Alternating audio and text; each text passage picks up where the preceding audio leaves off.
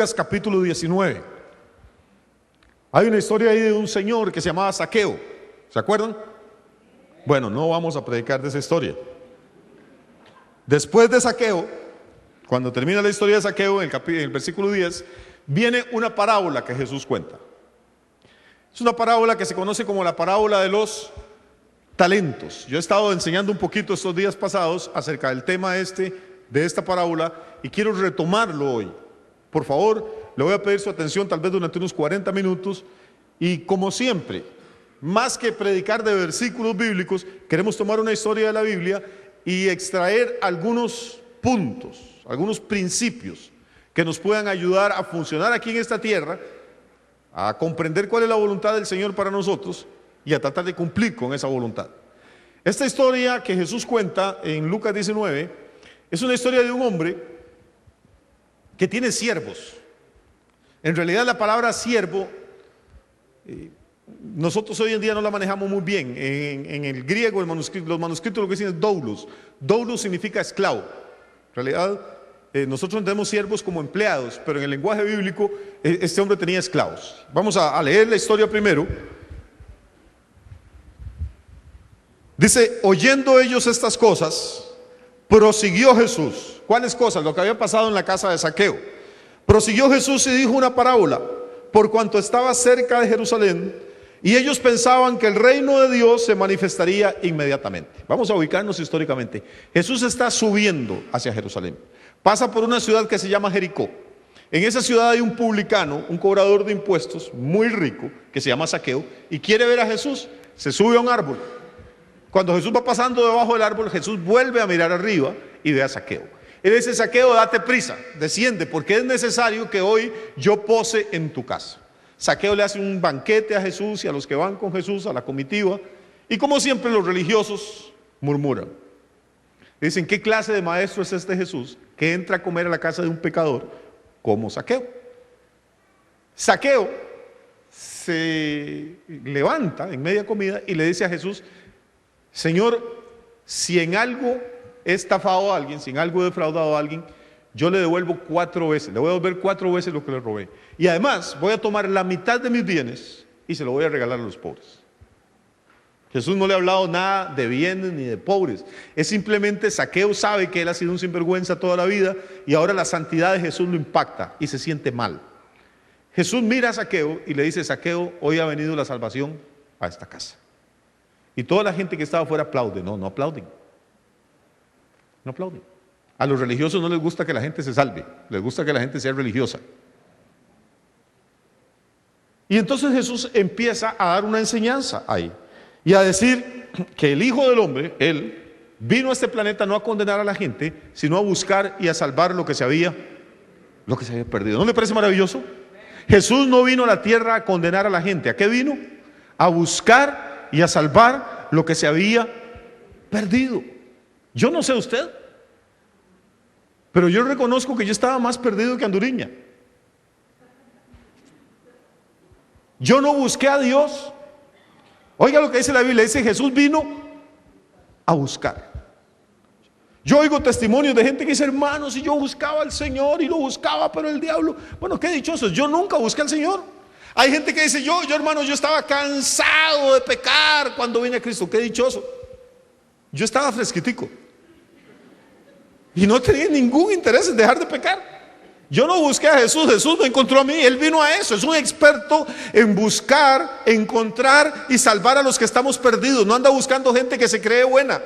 Si usted cree que es muy buena mujer, muy buena ama de casa, muy buen marido, muy buen esposo, muy buen ciudadano, entonces Jesús no es para usted. Jesús vino a buscar y a salvar lo que se había perdido. Lo primero que uno necesita para encontrarse con Dios es reconocer que a pesar de sus buenas obras, de su religión o de su moral, uno está perdido sin Dios. Si usted se compara con otras personas, usted es buenísimo. Si se compara con la santidad de Jesús, está perdido. Eso fue lo que le pasó a Zaqueo. Se acercó a Jesús, Jesús se le acercó a él y Zaqueo dijo: estoy listo. Jesús no lo condenó, le dijo: sos un ladrón, ni un sinvergüenza. No le dijo ninguna palabra fea, nada más estaba ahí. Cuando alguien se expone a la presencia de Dios, el Espíritu Santo nos va a redarguir de pecado. Y Zaqueo se quebrantó sin necesidad de que nadie lo regañara. Y Jesús dijo: hoy ha venido la salvación a esta casa. A esto vine yo, esta es mi especialidad, buscar y salvar lo que está perdido. Y entonces la gente se emocionó y dijo: este es el Mesías, este es el Rey de Israel y está subiendo a Jerusalén para tomar el trono. Y Jesús oyó los comentarios. Note cómo empieza este texto, versículo 11, dice: oyendo ellos estas cosas, o sea, lo que habló donde Zaqueo, prosiguió Jesús y dijo una parábola. ¿Por qué contó esta parábola que vamos a leer ahora? Dice: por cuanto estaba cerca de Jerusalén y ellos pensaban que el reino de Dios se manifestaría, ¿cuándo? Inmediatamente. O sea, la gente tenía un concepto erróneo. Creyeron que Cristo iba a subir a Jerusalén a sentarse en el trono. Jesús iba a Jerusalén a abrazarse a la cruz. Y entonces Jesús les cuenta esta parábola para bajarlos de esa nube, para sacarlos de ese error. Les dice: un hombre noble, vamos despacio porque todo tiene su importancia. Un hombre noble se fue a un país lejano para recibir un reino y volver. Y llamando a 10 siervos suyos, les dio 10 minas y les dijo: negociad entre tanto que vengo. Estas minas no son minas de esos huecos donde sacan minerales. La mina era una moneda, es una unidad de peso. Una mina equivale a 720 gramos, si lo quieren anotar por ahí. Entonces, una mina en aquella época equivalía a 720 gramos. Una libra tiene 460 gramos. Quiere decir que una mina era un poquito más de libra y media de plata. Era bastante dinero. Entonces este hombre, ¿qué sabemos de este hombre? Era un hombre ¿qué? Noble. ¿Qué quiere decir noble? En el lenguaje de nosotros en Costa Rica, que nunca hemos tenido nobleza, alguien dice: mira qué señor más noble, para decir que es simpático o accesible. No, noble lo que significa es que es de una familia real, es de la aristocracia, no era del vulgo, no era como nosotros, era nacido en una cuna de oro. Este hombre noble se fue a un país lejano para recibir un reino y volver. Y llamando a 10 siervos suyos, les dio 10 minas y les dijo: negociad entre tanto que vengo. Pero sus conciudadanos le aborrecían y enviaron tras él una embajada diciendo: no queremos que este reine sobre nosotros. Aconteció que vuelto él, después de recibir el reino, mandó llamar ante él a aquellos siervos a los cuales había dado el dinero, para saber lo que había negociado cada uno. Vino el primero diciendo: Señor, tu mina ha ganado 10 minas. Un montón de dinero. 10 minas son 7,200 gramos de plata, son más de 7 kilos, son más de 15 libras. Y el señor noble le dijo: está bien, buen siervo, por cuanto en lo poco has sido fiel, tendrás autoridad sobre 10 ciudades. Vino otro diciendo: Señor, tu mina ha producido 5 minas. Y también a este dijo: tú también sees sobre 5 ciudades. Vino otro diciendo: Señor, aquí está tu mina, la cual he tenido guardada en un pañuelo, porque tuve miedo de ti, por cuanto eres hombre severo, que tomas lo que no pusiste y ciegas lo que no sembraste. Entonces él le dijo: mal siervo, por tu propia boca te juzgo. ¿Sabías que yo era hombre severo, que tomo lo que no puse y que ciego lo que no sembré? ¿Por qué pues no pusiste mi dinero en el banco, para que al volver yo lo hubiera recibido con los intereses? Y dijo a los que estaban presentes: quitadle la mina y dadla al que tiene las 10 minas. Ellos le dijeron: Señor, tiene 10 minas. Pues yo os digo que a todo el que tiene se le dará, mas al que no tiene, aún lo que tiene se le quitará. Y también a aquellos mis enemigos que no querían que yo reinara sobre ellos, traedlos acá y decapitadlos delante de mí. Esa es la parábola. ¿Para qué cuenta Jesús esta parábola? Para que la gente entienda que Él no va a tomar el reino inmediatamente. ¿Dónde la cuenta? La cuenta en Jericó. ¿En qué circunstancias? Cuando está subiendo hacia la ciudad de Jerusalén. Muy bien, vamos a empezar explicando una cosa. ¿Qué es una parábola? Una parábola es una historia del mundo natural que se cuenta para aplicarla al mundo espiritual. Tal vez yo leí esta parábola y eso, o su cerebro no hizo clic en ningún momento. Déjeme contarle un par de cositas. En la época de Jesús, Palestina era una provincia del Imperio Romano. Los reyes que gobernaban la Judea eran de una familia árabe o idumea, la familia de los Herodes. La Biblia menciona muchos Herodes. Y conocemos la historia de esa familia, sabemos quién era el abuelo, los padres, los hijos, los cuñados, quién se casó con quién, porque un historiador judío que se llamó Flavio Josefo escribió la biografía de esa familia.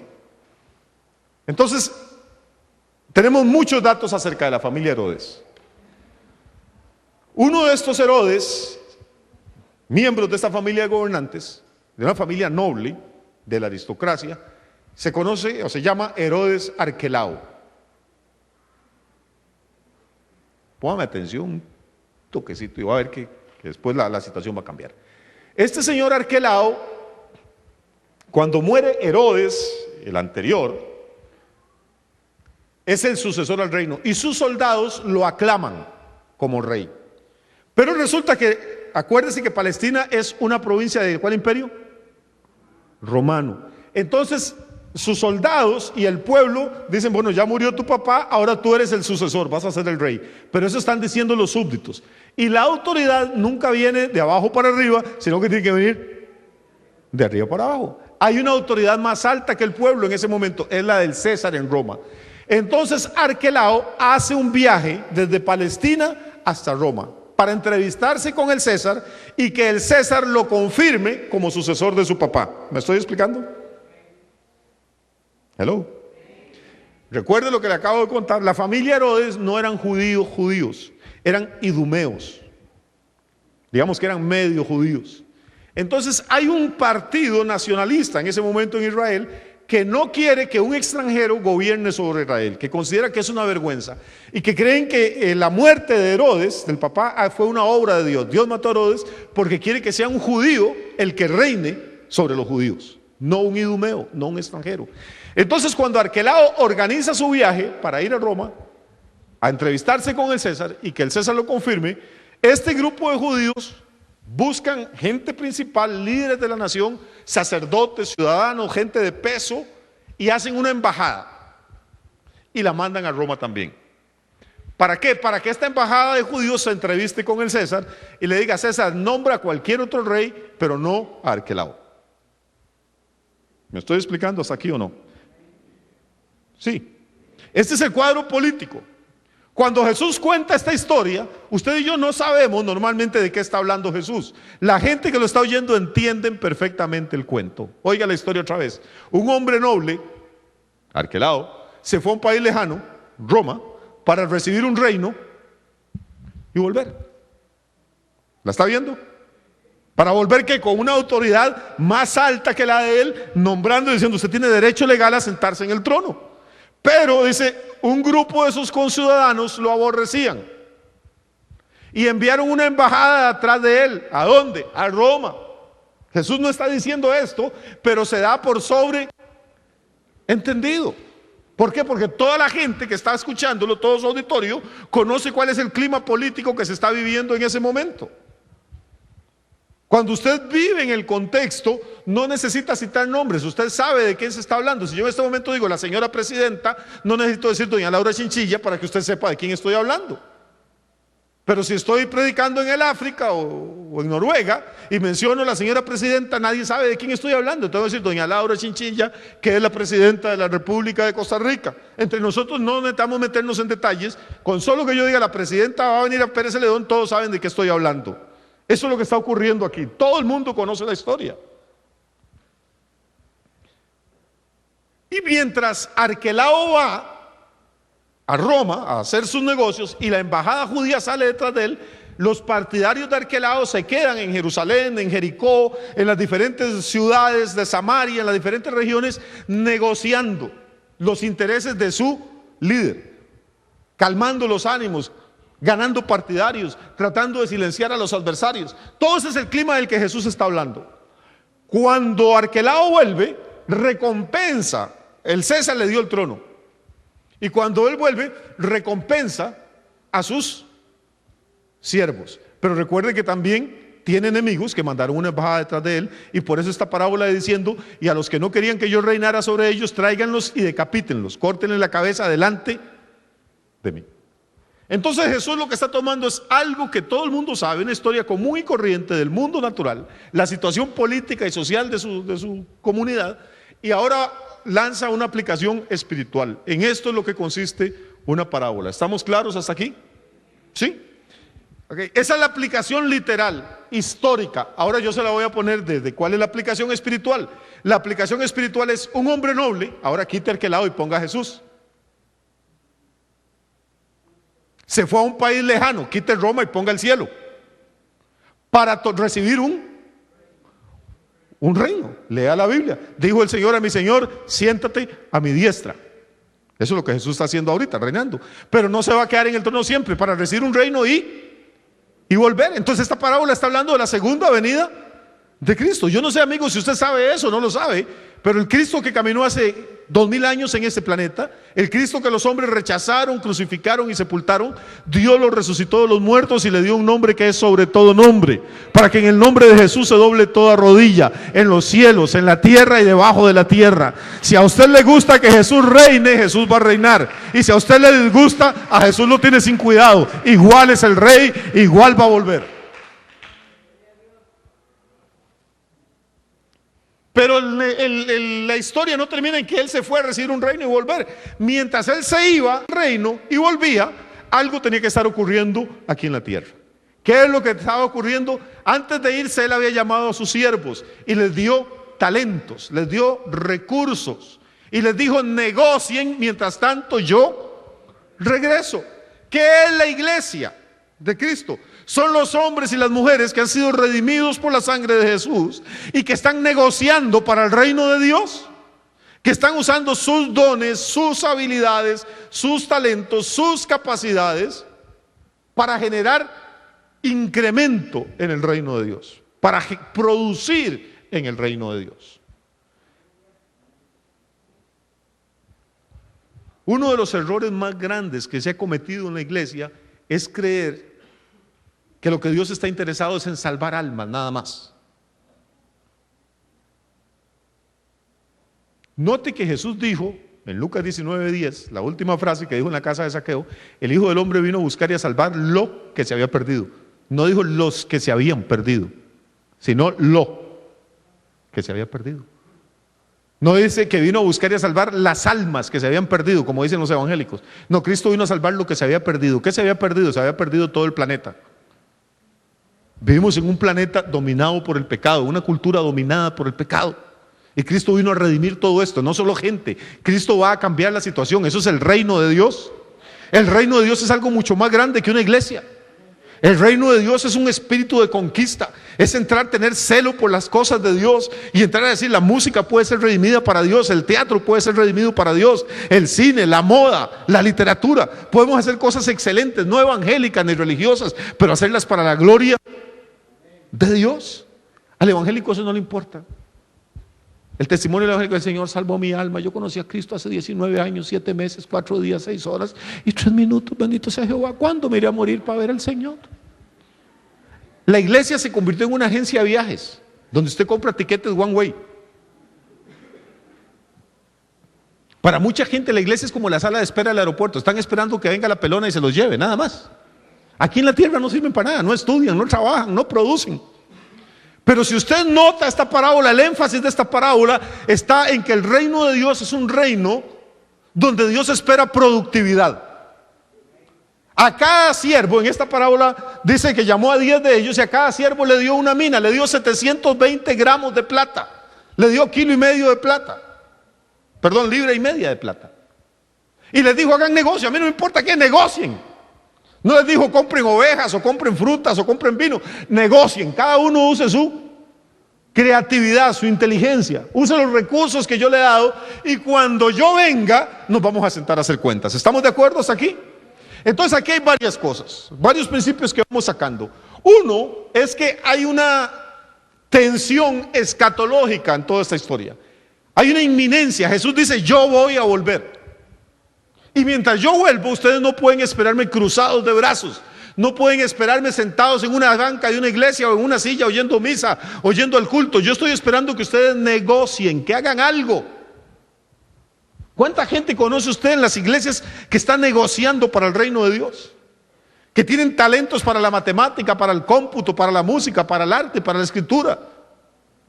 para los negocios, para la empresa, y que se ven a sí mismos como administradores, como mayordomos. ¿Cuánta gente conoce usted que dice, bueno, yo tengo este almacén, pero en realidad no es mío, yo lo administro, el dueño, el propietario es Dios? Pero no que lo dicen de los dientes para afuera, que lo dicen con esa convicción. ¿Cuánta gente dice, yo soy un guitarrista excelente, Dios me dio la habilidad, quiero usarla para la gloria de Dios? Yo conozco muy poca, conozco muchos que lo dicen, muy pocos que en realidad viven a este nivel. Yo veo aquí dos principios. Uno, el hombre noble que se fue a recibir un reino va a volver. Segundo principio, cuando Él vuelva nos va a llamar a cuentas. Pablo dice en Corintios, es necesario que cada uno de nosotros comparezca ante el tribunal de Cristo para que reciba según lo que ha hecho mientras estaba en el cuerpo. El evangélico lo ve y dice, uy, Dios mío, eso es pecado, pecado, todo el pecado Dios me lo va a castigar, Dios conoce lo secreto. Pero aquí no está hablando de pecado, aquí está hablando más bien de lo contrario, de lo positivo. No es solo no pecar, es qué estoy haciendo con mi vida, qué estoy haciendo con mi tiempo, en cuánto ha mejorado el reino de Dios de que yo me convertí, cuánta gente he ganado para Cristo. Soy un mejor trabajador, soy un mejor empresario, soy un mejor docente, soy un mejor esposo, soy un mejor hijo, soy una mejor madre, soy una esposa más cariñosa, soy un esposo más fiel. Porque si el evangelio no nos ha hecho mejores en esas áreas, entonces lo que usted ha conocido no es el evangelio, ha conocido una religión. El evangelio tiene que ver con que Dios te da cierta cantidad de dones y habilidades y tienes que crecer como persona, tienes que multiplicar esos dones, tienes que multiplicar esas habilidades, esas capacidades. ¿Estamos de acuerdo o no estamos de acuerdo? Este es un mensaje un poquito diferente al que usted tal vez está acostumbrado a escuchar. Pero yo quiero que usted entienda que Jesús está hablando en serio aquí. Que Jesús está dándonos pautas espirituales. No nos está dando una lección de historia sobre Arquelao y la familia Herodes y los problemas políticos entre los judíos y los idumeos. Eso todo el mundo lo conocía. Lo que Jesús está tomando a esta gente y diciéndoles que va a haber un momento en que tenemos que dar cuenta de nuestra mayordomía. Vamos a leer el versículo 15. Dice, aconteció que vuelto él, después de recibir el reino, mandó a llamar ante él a aquellos siervos a los cuales había dado el dinero para saber lo que había negociado. ¿Qué? Cada uno. ¿Entendemos esto? Jesús fue a recibir un reino. Cuando a Jesús lo crucificaron, encima de la cruz pusieron un letrero para burlarse de él, que decía Jesús Nazareno, Rey de los judíos. Usted en los crucifijos católicos ve a veces una leyendita que dice INRI. ¿La ha visto alguna vez? INRI son las iniciales en latín de esa frase: Iesus Nazarenus Rex Iudaeorum.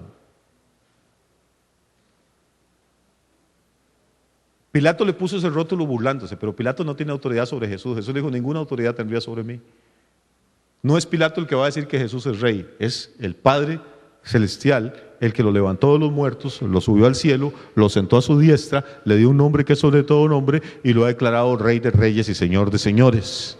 Por eso Jesús tenía que irse para recibir, para ser confirmado en el reino. ¿Y por qué no ha vuelto? Ay, hermano, yo a veces quisiera que el Señor ya hubiera venido, yo también. No ha vuelto porque nos está dando tiempo para negociar, porque el reino tiene que crecer. Esto es lo que alguna gente no entiende nunca. Se convierten y dicen, hermanos, esto es lindísimo, los cultos, la música, el amor que hay en la iglesia. Hay algunos que hasta el pastor quieren. No muchos, pero...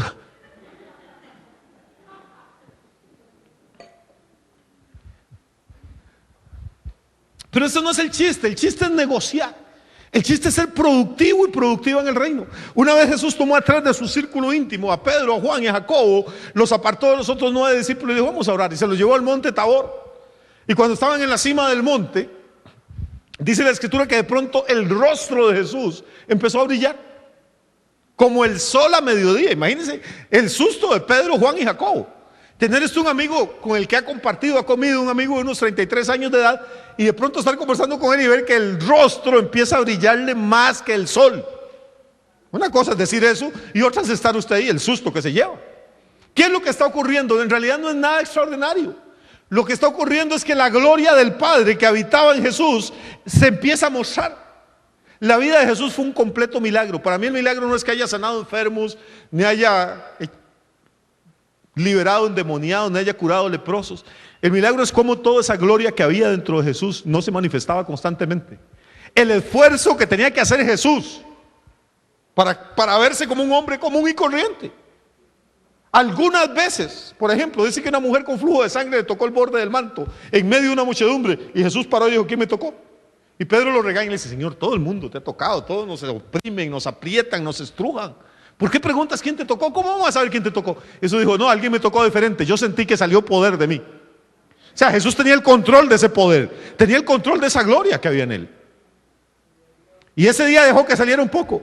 Y no solo su cara, sino que dice que sus vestidos se hicieron más blancos de lo que ningún lavador puede hacerlos en la tierra. La gloria de Dios tocaba hasta el vestido de Jesús, hermano. Por eso la mujer pudo ser sana de su azote cuando tocó el borde del manto. Y como si esto fuera poco, aparecen en la cima del monte dos tipos. Póngame atención. Uno tenía 1500 años de muerto, se llama Moisés. Y cuando murió, Dios lo sepultó, no dejó que nadie tocara el cuerpo porque Dios iba a ocupar ese cuerpo después. Y otro se llamaba Elías. Elías había vivido hacía 700 años y no se había muerto. Dios se lo había llevado al cielo, lo había tenido ya arriba escondido 7 siglos. Y de pronto le aparecen al pobre Juan, a Jacobo y a Pedrito, Jesús todo glorioso, Elías y Moisés conversando. Y adivinen de qué conversaban. ¿No saben de qué conversaban? La Biblia dice que conversaban, el manuscrito dice, conversaban acerca del próximo éxodo de Jesús. ¿Sabe qué quiere decir éxodo? Quiere decir salida. O sea, Jesús iba, así como el pueblo de Israel fue sacado de Egipto milagrosamente, Jesús iba a salir de este planeta milagrosamente, resucitado, glorificado y ascendido. En el cielo sabían todo lo que estaba pasando en la tierra. En el cielo estaban emocionados y Elías le decía seguro: Señor, tranquilo, ya son un par de semanitas y volvamos, aquello va a ser un pachangón, los ángeles te están esperando, el Padre está emocionadísimo, ahorita se acaba toda esta majadería de gente que critica y murmura y vas a entrar a la gloria que tuviste con el Padre desde antes de que el mundo fuera. Y Moisés le decía: ve, Señor, ¿se acuerda? Como sufrí yo con estos cabezones, son los mismos, vea, están igual de tercos, no me creyeron a mí, tampoco le creen a ustedes, yo se lo digo. Piensen en la escena, nada más. Un hombre resplandeciendo más que el sol, un tipo que tiene 1500 años de muerto, lleno de vida, conversando, y otro que se fue para el cielo en una carroza de fuego, hable y hable, los trae. Y Pedro no sabe qué decir, pero es Pedro, no se puede quedar callado tampoco. Cuando usted no sabe qué decir, mejor no diga nada. Decía mi abuelita: vale más tonto callado que vivo hablando. Pero Pedro no se podía quedar callado. Y dice: Señor, qué lindo culto, hoy está glorioso. Pedro era evangélico. Qué culto más glorioso, Señor. ¿Por qué no hacemos 3 chayoteras aquí? Porque está pegando mucho sol y nos metemos a la sombra y nos quedamos ahí.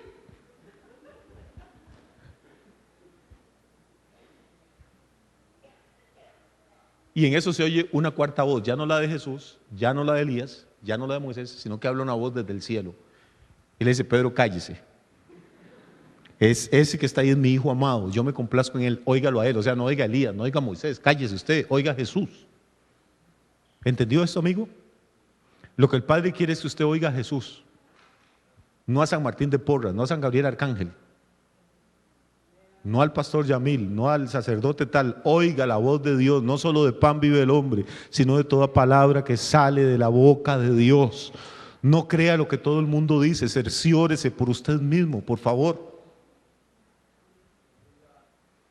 Y uno dice: ¿por qué el Padre se metió en esa conversación y cayó al pobre Pedro?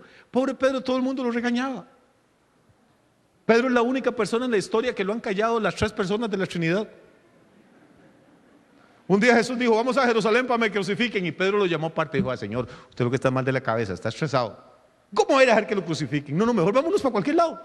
Y Jesús le dice: apártate de mí, Satanás. Imagínese. Lo cayó el hijo. Ahora está haciendo chayoteras y enramadas ahí, y el Padre dice: cállese, Pedrito, deje hablar a Jesús. Y después fue a la casa de Cornelio a predicar, y como eran romanos y gentiles, no sabía cómo decirles, porque él creía que la salvación era solo para los judíos, y hablaba y hablaba. Dice la Biblia que como Pedro prolongaba su discurso, cayó el Espíritu Santo, y de pronto todos los pobres romanos empezaron a hablar en lenguas y a profetizar. El Espíritu Santo lo cayó a Pedro, Y lo interrumpió. O sea, Pedro fue callado por el Padre, por el Hijo y por el Espíritu Santo. Imagínense si hablaba. ¿Por qué lo cayó el Padre? Simplemente porque cuando bajan del monte, dice la Biblia que abajo del monte, al pie del monte, había una multitud de enfermos, locos, endemoniados, torturados, epilépticos, lo que usted quiera, de todo había. Y había un muchacho endemoniado y 9 discípulos tratando de echarle fuera al demonio, y te ordenamos que salga el demonio. No me da la gana, no me voy. Hasta que el padre de familia, cuando ve a Jesús que viene bajando, corre donde Jesús desesperado le dice: Señor, mi hijo es lunático, el demonio lo echa al fuego, lo echa al agua para matarlo, ya no sé qué hacer, lo traigo a tus discípulos. Y los 9 le pusieron manos y los 9 le echaron aceite y está peor. Y Jesús dijo: tráigamelo. Le dijo al demonio: váyase. ¿Y sabe qué hizo el demonio? Se fue. Nada de karate, ni lucha libre, ni torcerle el brazo, ni toda esa cosa que hacen las iglesias evangélicas. Nada. ¿Me siguen hasta aquí? ¿Por qué el Padre cayó a Pedro allá arriba? ¿Quién no va a querer estar en un culto donde está Jesús, donde está Moisés, que es el dador de la ley, donde está Elías, que es el representante de los profetas, y donde está el Hijo de Dios, que es el representante de la gracia? Cualquiera se quiere quedar ahí arriba. El problema es que el plan de Dios era sanar a esa gente que estaba abajo. Eso es lo que la iglesia no ha entendido nunca. Pastor, qué cultos más lindos, la música, la alabanza, el templo está precioso, la televisión, hermano, todo esto no sirve para nada, todo eso es material de colchón, es paja. Si usted va a venir y se va a encerrar aquí, va a decir que qué bonito está el culto y que qué linda está la iglesia, estamos perdiendo el tiempo. No es para quedarnos donde está la bendición, es para bajarnos donde está la gente que no tiene que comer, donde está la gente que está enferma, donde están las familias que se están haciendo gajos, donde hay muchachos que no tienen propósito en la vida, donde hay gente que está a punto de suicidarse, donde hay hijos que están creciendo sin padre, donde hay mujeres que están siendo abusadas y golpeadas y maltratadas por el hombre que debería ser su cobertura espiritual y su ayuda perfecta. No es aquí en la iglesia, aquí venimos a regocijarnos, aquí venimos a conectarnos a la fuente, venimos a cargar baterías, pero no para quedarnos aquí, es para bajar donde está la necesidad. ¿Por qué? Porque en el reino hay que ser productivos. Lo que Dios nos da aquí es lo que tenemos que ir a invertir allá afuera. No sé si me estoy explicando. Y cuando el Señor vuelva, porque va a volver, nos va a llamar y nos va a decir: mi hijo, yo le di a usted, después de que se convirtió, le regalé 17 años de vida o 40 años. ¿Qué hizo con eso? ¿En qué cambió su vida después de conocerme a mí? Y usted va a decir: bueno, Señor, yo dejé de tomar y dejé de decir malas palabras y me compré una panderetota así grande y una Biblia con ilustraciones y fotos muy lindas. O sea, no hizo nada. Y el Señor le va a decir: sí, pero ¿dónde está mi incremento? ¿Dónde está mi ganancia? Él llamó y a uno de los siervos le dijo: Señor, aquí está el talento que me diste y toma, me gané 10. Y él le dijo: ven, buen siervo y fiel, sobre poco has sido fiel, entra al gozo de tu Señor. Otro llegó y le dijo: Señor, le hice la lucha, sudé y todo, me diste también un talento igual que el compa, pero solo me pude ganar 5. Y el Señor: no importa, mi hijo, le hizo lo que pudo. Sí, venga, pase para adelante, entre al gozo de su Señor. ¿Y se acuerdan lo que le dije la semana antepasada? Al final llegó Jiménez. Y dice: Señor, aquí está el talento que me di, es que me dio mucho miedo perderlo, hacer un mal negocio, y lo hice un nudo en este pañuelo. Ustedes no saben eso, pero en mi época todavía las abuelitas y los abuelitos andaban las monedas envueltas en pañuelo, y las señoras se le echaban entre yo no sé si usaban brasier en esa época, en el seno, decían ellas. Iban a la pulpería y usted tenía que ver un espectáculo porno ahí mientras la viejita se bajaba ¿cómo se llama? El escote del vestido, y empezaba a sacar un pañuelo todo sucio y manchado y lleno de sudor y de mocos, y le soltaban el nudo y sacaban las pesetillas o los 10 y los tiraban ahí.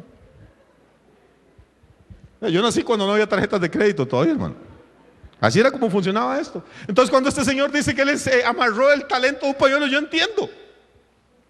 Señor, me dio miedo perderlo, y aquí está, se lo doy. Y el Señor se puso como agua para chocolate y le dice: siervo inútil, negligente. Si no tenía cerebro para negociar, ¿por qué por lo menos no puso el talento en el banco? Jesús sabía de finanzas, por Dios. Hay gente que ni siquiera sabe que hay bancos todavía. Guardan la plata bajo el colchón.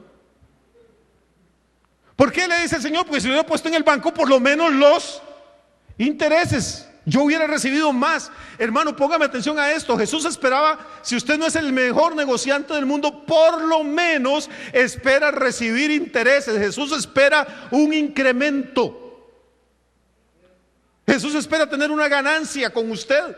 Usted es una inversión de Dios. Dios invirtió lo mejor que había en el cielo para rescatarlo a usted donde usted vivía y traerlo y volverlo productivo en el reino de Dios. Usted no se puede meter en un monasterio y cuando Cristo venga a decirle: Señor, aquí estoy, me convertí, me aparté del mundo, no he hecho nada bueno, pero no volví a hacer nada malo. El Señor le va a decir: siervo malo y negligente. ¿Qué es la santidad que predican tanto los evangélicos, que no viven pero que predican? Es: no toque, no haga, no baile, no oiga música, no vaya, no tenga amigos, aléjese, no se contamine. Pues no sirven para nada. La santidad verdadera es volverse productivo en el reino de Dios. Es tener un incremento para Dios. Y para lograr usted volverse productivo, una de las cosas que tiene que hacer pues es apartarse de ciertas situaciones. Pero no nos apartamos por apartarnos, nos apartamos para volvernos productivos.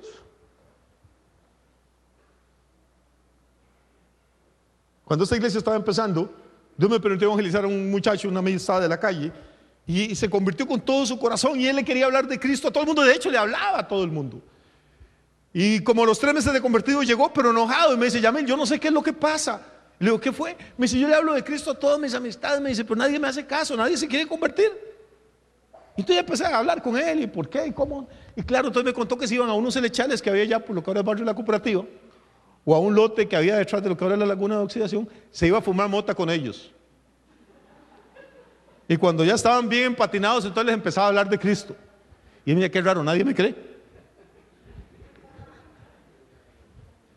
Entonces ya tuve que con calma empezar a decirle: brother, nadie le cree, pues usted no han visto ningún cambio en usted, pero si usted cambia, va a ver cómo ellos van a empezar a ponerle atención. Ellos lo conocen y ellos no saben.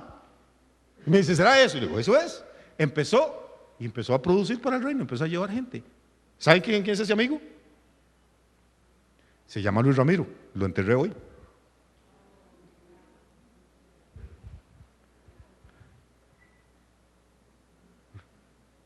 ¿Sabe qué estaba haciendo hace 4 o 5 meses? Predicando a cargo de la iglesia en Cocorí.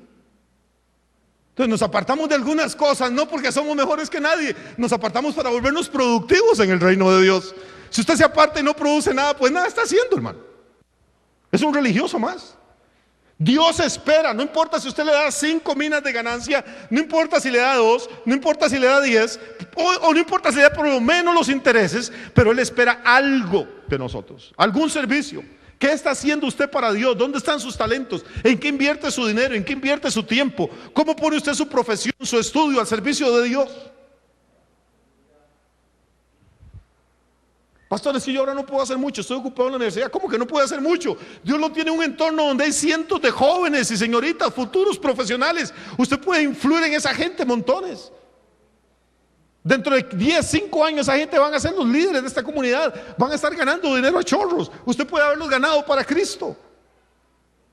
Pero si usted va a la universidad a enseñar piernas nada más, o a enseñar los cuadritos que echó en el gym, cuando venga el Señor usted no va a haber producido nada. Ese es el problema que nosotros estamos viviendo en la iglesia del Señor. Es una crisis de productividad espiritual. No sé si están de acuerdo conmigo. Pastor, ¿vino enojado hoy? No, para nada, estoy feliz. Lo que estoy diciendo es que tenemos que volver a replantearnos qué es la iglesia, que esta parábola que Jesús contó no era para darnos una clase de historia de Arquelao y la familia Herodes, sino para enseñarnos y desafiarnos a nosotros. Yo voy a volver y cuando venga los voy a llamar a cuentas. Esta parábola nos sirve a nosotros para entender que todo lo que tenemos, tiempo, profesión, familia, dinero, habilidades, belleza, fuerza, talento, no es nuestro. ¿De quién eran los talentos? Eran del hombre noble, ¿sí o no? Todo lo que usted tiene le pertenece al Señor. Ese es el concepto bíblico de la mayordomía. Nosotros solamente somos administradores. ¿Y qué es lo que pasa con los administradores? De vez en cuando les hacen una cosa que se llama arqueo de caja, o les cae la auditoría. Yo me acuerdo cuando yo trabajaba en el banco, decían: llegó auditoría de San José. Era como decir: llegó Satanás. Todo el mundo corría a abrir cajones, a buscar papeles, a buscar recibos, a buscar copias, a ver que los números consecutivos estuvieran en orden. ¿Por qué? Porque la plata no era de nosotros.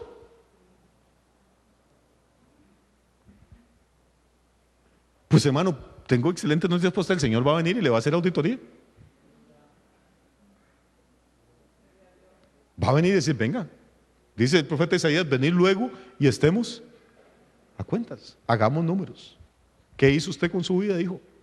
¿Qué hizo con el talento que yo le di? Usted cantaba bien, usted bailaba bonito, usted podía hablar en público, usted era bueno para las matemáticas, usted era bueno en computadora. ¿Cómo usó todo eso para la gloria de Dios? Yo lo hice guapo, la hice bonita. ¿Usó eso para conseguir más novios que los compañeros o lo utilizó para la gloria de Dios? Esa es la diferencia entre nosotros y el mundo. Es una diferencia de actitud, de visión. Es vivir no con el miedo, sino con la esperanza de que el Rey de Reyes va a volver.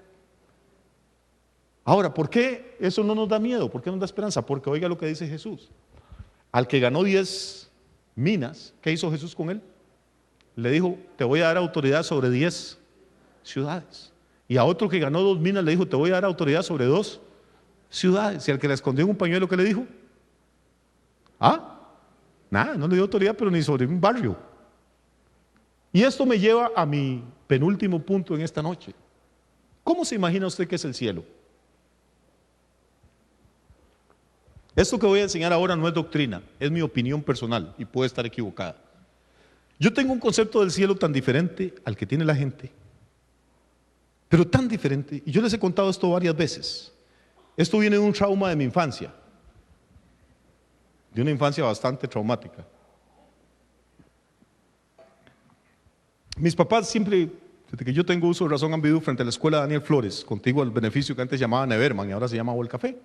Hay una casa de madera amarilla, vieja, con los marcos de las ventanas color marrón, un corredorcito con 3 tubos donde nos trepábamos cuando éramos pequeños, y cuando uno entraba por la puerta que daba a la sala, abría la puerta y había una cosa que antes llamaba zaguán. Cuando las construcciones eran baratas usted podía hacer zaguanes en la casa, ahora no se puede desperdiciar ni un metro cuadrado.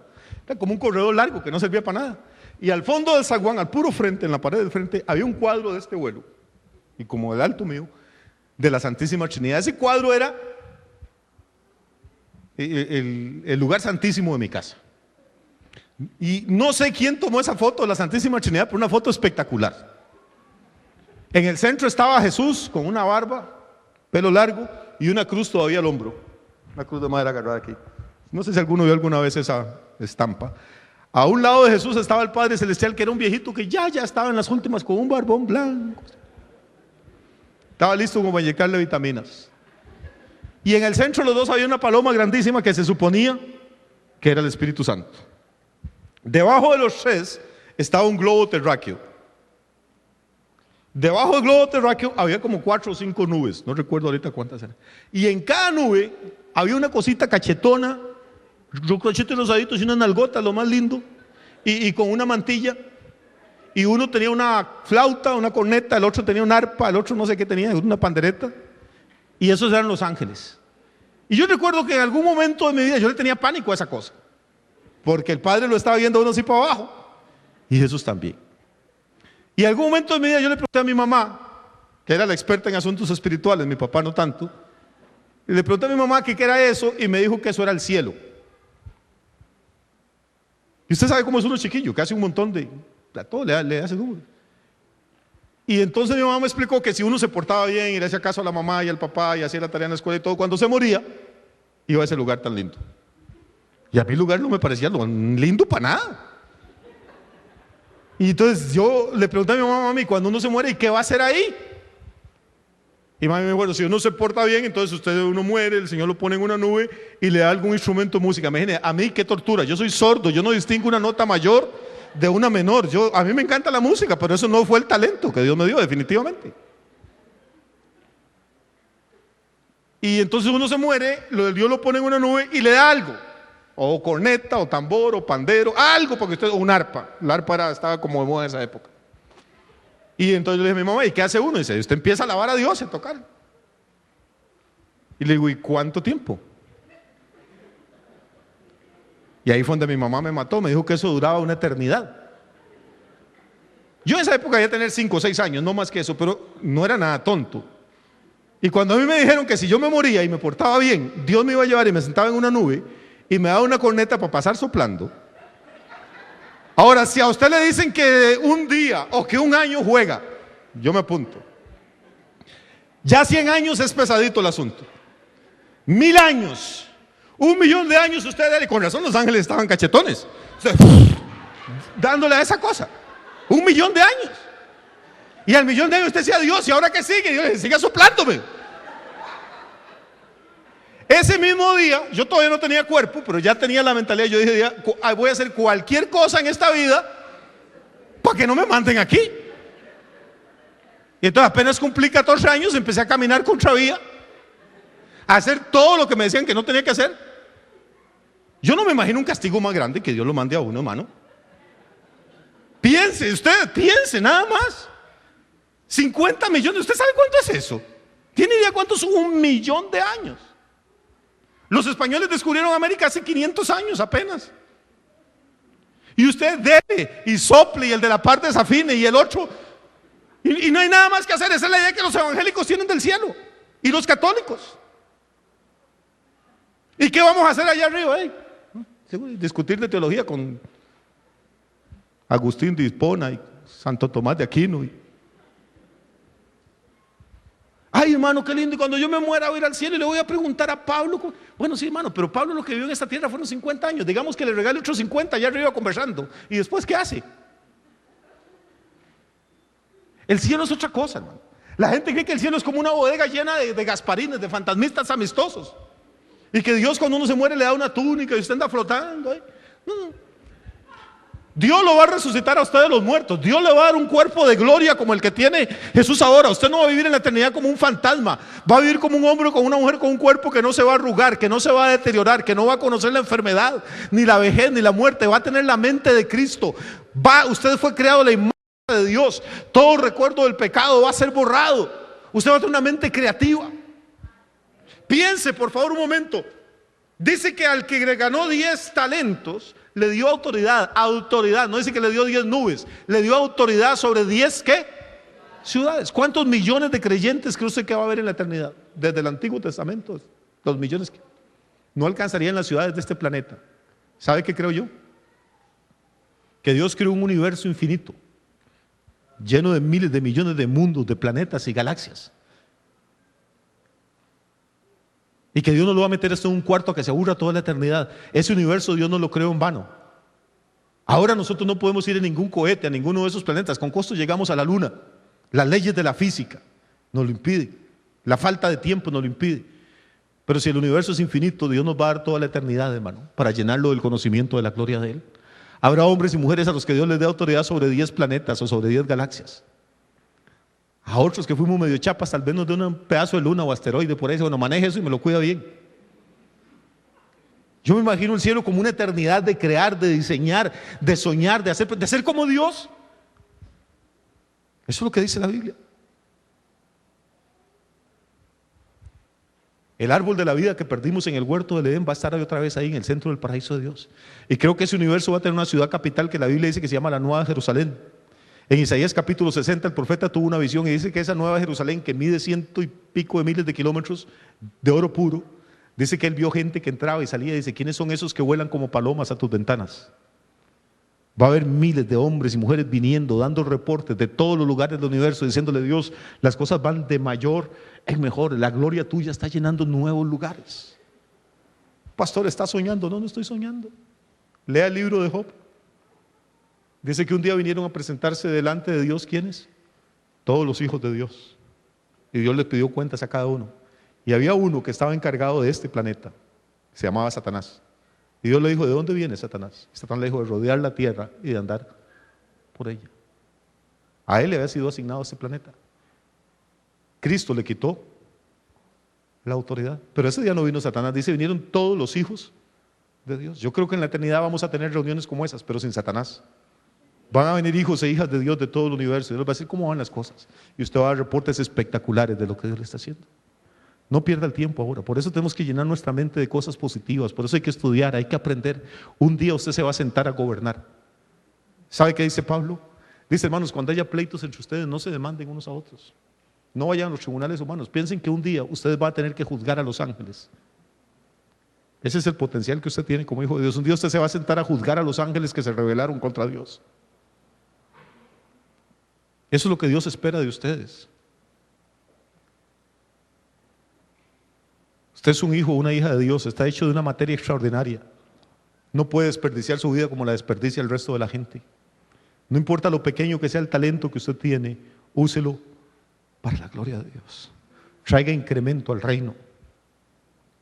¿Por qué cree que uno es tan necio diciéndole a la gente, inviten personas que vengan al culto, que vengan a la iglesia? No es por molestarlos a ustedes, hermano. Es porque el reino de Dios está destinado a crecer. ¿Y cómo va a crecer? Dios no va a mandar ángeles a predicar, los mandó a ustedes. Eso es todo. Venir semana tras semana al culto, hermano. Y morirnos y decir, Señor, fui fiel, fui 29 años al culto seguido. No falta ni un domingo, Señor. Pero ¿qué incrementó el reino? Esto es de involucrarnos, de comprometernos. Termino esta parábola. Dios es un Dios extraño, ¿sabían eso? ¿Usted cree que Dios es como usted? ¿Sabe qué dice el Señor? Cuando llegó el último chambón con la plata dentro del pañuelo, el Señor se molestó mucho y le dijo, eres malo, eres negligente. ¿Y sabe qué hizo? Dijo, bueno, pobrecito, vamos a darle a este aunque sea. No, dijo, quítenle la moneda a este y dénsela al que tenía 10. Y los que estaban ahí se les paró el pelo, pues Señor, no es justo. Este pobre solo tiene uno y aquel sinvergüenza tiene 10. ¿Para qué le vas a dar otra? Y Jesús les dijo algo que Dios libre predicarlo hoy en día porque la gente se enoja. Jesús dijo, es que al que tiene se le va a dar más. Y al que no tiene, aún lo que tiene, le será quitado. ¿Sabe qué es lo que hace el mundo hoy en día? ¿Qué es lo que hacen los gobiernos y los políticos? Al que tiene le quitan. Para darle al que no tiene. Y a la gente le parece que eso es cristiano. El reino de Dios funciona diferente. Dice que al que tiene se le va a dar más. Y que al que no tiene, aún lo que tiene le va a ser quitado. Jesús no era político.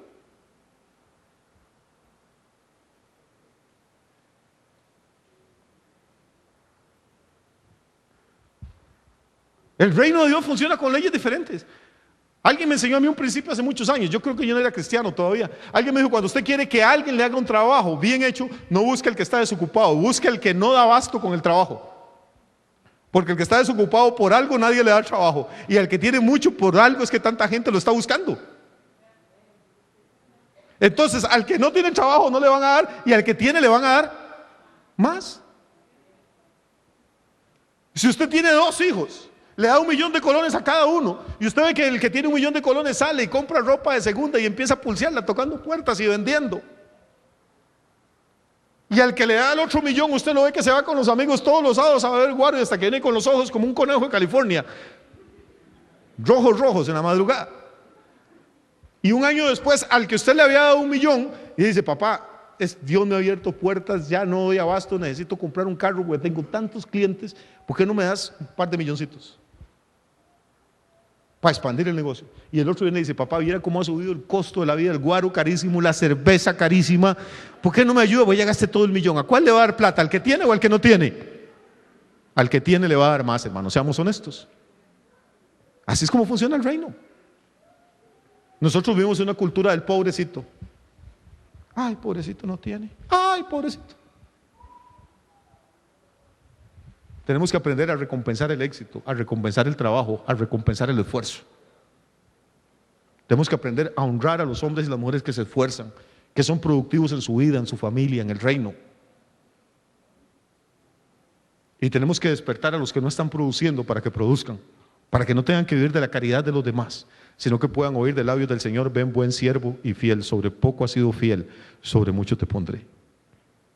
Termino esta noche diciéndole una cosa. Dentro de 100 años, oiga esto, menos de 100 años, ninguno de nosotros va a estar aquí. Ninguno, ni los bebés de brazos. Dentro de 100 años o menos, todos los que estamos aquí, los que me están mirando por la televisión y en la red y donde quiera que sea, se van a haber encontrado cara a cara con el hombre que se fue lejos a recibir un reino. Y antes de que pasen 100 años, Él le va a decir a usted, venga acá, deme cuenta de su mayordomía. A algunos les quedarán 50 años, a otros 25, a otros 10, a otros menos. ¿Estamos listos? ¿Estamos preparados? ¿Estamos produciendo? ¿Es el reino de Dios la prioridad de nuestra vida? ¿Es el crecimiento de la iglesia? ¿Es ver la gente convertida, bendecida? La cosa que hace latir nuestro corazón, ¿es eso lo que nos despierta cada día? Dios quiere llevarnos a ese nivel, hermano. A un nivel de pasión por el reino, de pasión por las almas, de pasión por ver la gente bendecida, ver las vidas transformadas, ver la gente llena del Espíritu Santo, ver la gente que está deprimida, amargada, llena del gozo de Dios. ver gente enferma levantándose para servirle a Dios, ver gente que hoy está arruinada prosperar económicamente en el nombre de Jesús. Eso es lo que Dios quiere. Ese es el trabajo de nosotros, ese es nuestro sueño, esa es nuestra visión. Si ustedes que están en su casa viéndonos quieren ser parte de esto, bienvenidos. Todos los sábados a las 7 de la noche estamos en este lugar para servirle a Dios y a ustedes. Todos los domingos a las 9 de la mañana. Y nosotros que ya estamos aquí, hermano, aunque sea poquito lo que estemos produciendo, pero sigamos produciendo para el Señor, porque hay recompensa. Dios es un Dios bueno. Y no hay nadie que haya sudado, que haya llorado, que haya ayunado, que haya orado, que haya sembrado para el reino de Dios, que se quede sin su recompensa. Jesús dijo una vez que aun si un vaso de agua le damos a alguien, porque es profeta, vamos a recibir recompensa de profetas. Así es Dios, no se le va ninguna.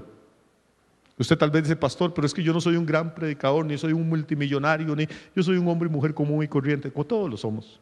Lo que pasa es que tenemos un Dios extraordinario, que nos creó a su imagen y semejanza, nos creó productivos,